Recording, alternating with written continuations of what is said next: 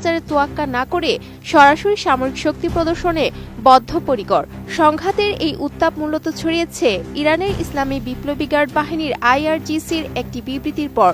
খামেনির মৃত্যুর শোককে শক্তিতে রূপান্তর করে IRGC ঘোষণা করেছে তারা অধিকৃত ইসরায়েলি ভূখণ্ড এবং মধ্যপ্রাচ্যে অবস্থিত মার্কিন সন্ত্রাসী ঘাঁটিগুলো লক্ষ্য করে ইরানের সশস্ত্র বাহিনীর ইতিহাসের সবচেয়ে ধ্বংসাত্মক আক্রমণাত্মক অভিযান শুরু করতে যাচ্ছে।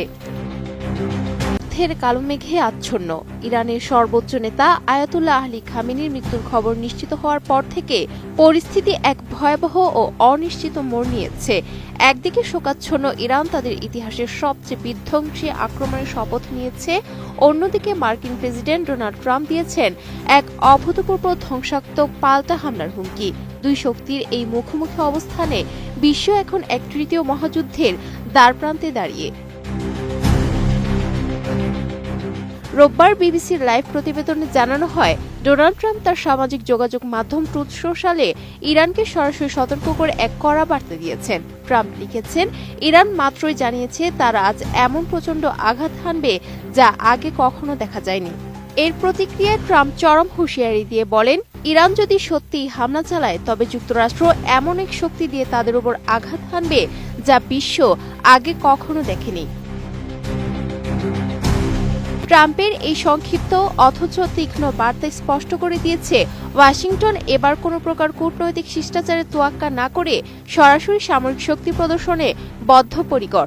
সংঘাতের এই উত্তাপ মূলত ছড়িয়েছে ইরানের ইসলামী বিপ্লবী গার্ড বাহিনীর IRGCর একটি বিবৃতির পর।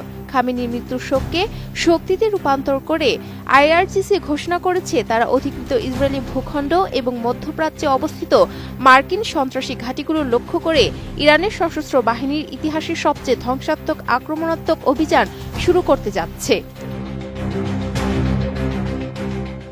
তারা জানিয়েছে এই অপারেশন আর কিছুক্ষণের মধ্যেই শুরু হবে এবং এর লক্ষ্য হবে শত্রুপক্ষকে পুরোপুরি গুড়িয়ে দেওয়া। এই চরম উত্তেজনার প্রেক্ষাপট তৈরি হয়েছিল গত শনিবার ভোরে। কোনো প্রকার পূর্ব ঘোষণা ছাড়াই যুক্তরাষ্ট্র ও ইসরায়েল যৌথভাবে ইরানের ভেতর ব্যাপক বিমান হামলা চালায়। সেই হামলায় বিভিন্ন সরকারি দপ্তরের পাশাপাশি একটি বালিকা বিদ্যালয়ও মাটির সঙ্গে মিশিয়ে দেওয়া হয়। মর্মান্তিক এই ঘটনায় অন্তত ১০০ জন নিরপরাধ শিক্ষার্থীর প্রাণহানি ঘটে, যা ইরান জুড়ে ক্ষোভের দাবানল জ্বালিয়ে দিয়েছিল। মূলত এই বর্বরোচিত হামলার প্রতিশোধ নিতে IRGC এখন রণসজ্জায় সজ্জিত। ইরানের এই সম্ভাব্য হামলা যদি সত্যিই মার্কিন ঘাঁটি বা ইসরায়েলের মূল ভূখণ্ডে আঘাত হানে, তবে তার প্রতিক্রিয়া হবে সুদূরপ্রসারী এবং সম্ভবত মানব ইতিহাসের অন্যতম রক্তক্ষয়ী সংঘাতের সূচনা করবে, এমনটি মনে করছেন বিশ্লেষকরা।